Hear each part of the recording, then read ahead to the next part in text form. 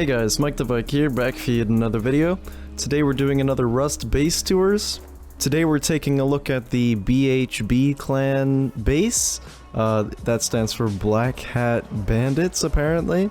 I like this base a lot because it's kind of clean. Like, the most bases I run through, they're pretty messy. You know, things aren't spread out nicely. The base design isn't, like, symmetrical. This one's quite clean, you know. It has a good look to it. It's not boring. It looks unique. And of course, it does tick all the boxes. It's got good defense set up here on the top story. You can see on the outside here, it's kind of an interesting looking... The core is just a bunch of triangles, really. They still have square foundations in here, which is great because, you know, all triangle is probably very efficient, no doubt, but then you don't get ladder hatches. And as you can see, this is their main loot room, like, the whole thing. And again, just going back to that overall clean design, you know, it's not super cramped in here. The loot is organized, no doubt. Like, this is just beautiful. It's nice. They got custom signs on everything. And then they have a very cool looking furnace setup. Now, I must admit that will be a pain to, you know, sort through. I think a large furnace would be more efficient, but at the very least it looks cool. Same goes for the beds. We also have, of course, a sentry turret guarding the whole thing, so this is actually a very strong loot room. A floor below that, we have one of these setups where you can only get up with the ladder hatch. This is just another very strong aspect to the base because there's no way to get up unless you shoot down the ceilings. Issue with that, of course, is then if they do shoot down the ceilings, then they're right into the loot room. So I'm not actually sure if that was a good design choice because with a regular base, there's kind of a mystery to it, whereas with this, it's pretty clear, you know, I wonder what those metal foundations are, right? Oh wow, okay, so even below this one, we have another double-story, you know, ladder hatch setup, and then yet another down here. So it's all the same all the way down, which is quite interesting. And then we just have plenty of doors on the way outside, several gates, then you're in the courtyard, and then you're in the outer wall. So it's just a very clean, very simple design, and that's why I like it. It's organized, not too ugly, overall just an excellent base. Got it. Okay. Welcome, Mike the Ike. Shit, redo that one. Oh, hi, Mike the Vike. I'm Mike the Ike. How are you? Welcome to our base. We'll start with the outside tour, shall we? Alright, let's go over here. This is a house. Welcome to the trap house. There's another Harambe sign right above you there. We got some cocaine on the left, marijuana on the right. We're going to enter the trap house now. We got some more marijuana, some free dicks going around here. Dicks for Harambe, you know how we do. Get the fuck out the way! Move, Jesus! Okay. Alright, this says, I don't know what the fuck that says, shitty writing. This sign has a dick. This sign has a mountain with a river. This sign has a face of muscles. We got doors here, we got windows, so you can jump off and kill yourself if you like. Alright! Alright, if you can see, this tower here is not very stable. It's like 12%, so one hit with this thing, we're kind of going down. Now, if you see that there base right yonder, that's our heli base where we land our helicopters.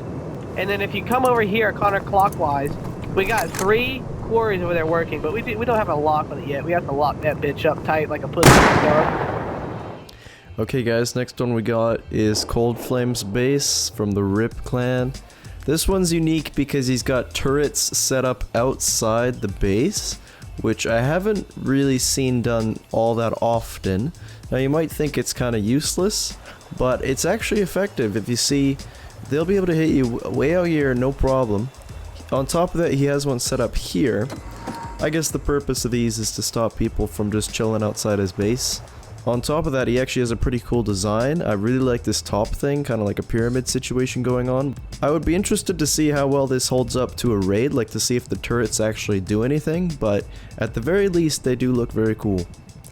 Okay guys, next up we got Broken Angel's base. You know, I think first things first, there's just not enough windows on this thing, needs a couple more. You know, I don't think this would hold up too well to defending. There's just not enough windows. You know, how are they gonna shoot back at the raiders? Okay guys, next base is absolutely ridiculous. Oh, it looks like they just shot down a heli too. So this is SBE's base. SBE, I can't pronounce anything. but I think you can see why it's absurd. There's just a stupid amount of walls around this thing. On top of that, even if there were no walls, it would still be absurd. Essentially, this thing is just impossible to raid. I mean, the amount of C4 rockets you would need. Basic honeycomb is hard enough to raid, but when you break it up like this and add even more walls, it's just a mess. I mean, oh my goodness, when you look at it like this, the amount of walls they have, guys, this is just ridiculous. I gotta say, it's gonna be an awful time going through each of these when you enter the base. Like, getting in and out of this thing is a huge pain. One thing that is worth pointing out is in their defense area where they shoot out, instead of just tossing doors like everyone else does, they do that but also put the sandbags down. I think it's better overall than just wood shutters because you have more angle. So I've never seen that before where they put the bags behind it. Okay, next base we're taking a look at is FAI's base. Now this base is very interesting to me mostly because of their base defense setup on the top and the fact that it's actually a fairly compact design, like, you know, they didn't have to take over an entire island or anything. That's what's so nice about building with the triangles and stuff, is you're able to get a very, you know, raid-proof base in a very small area.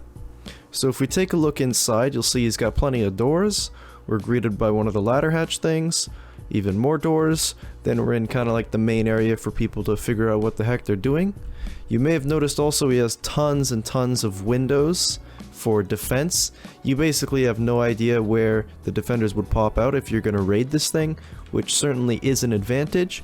And then on the top we have probably my favorite part, which is their, you know, the Rooftop Defense. This is interesting design with various spots to peek out of. One thing I noticed is actually I think the most unique part of many of these bases is actually the rooftop, because most of the time there's only so much you can do on the insides, especially with a base like this where it's so compact. But anyway, that's the end of this base. Definitely a cool one. Okay guys, that's the end of the base tours this week.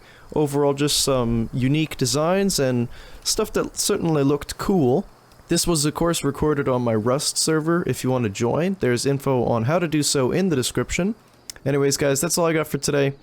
If you enjoyed the video, don't forget to leave a like, helps a lot. Thanks for watching, and I'll see you in the next video.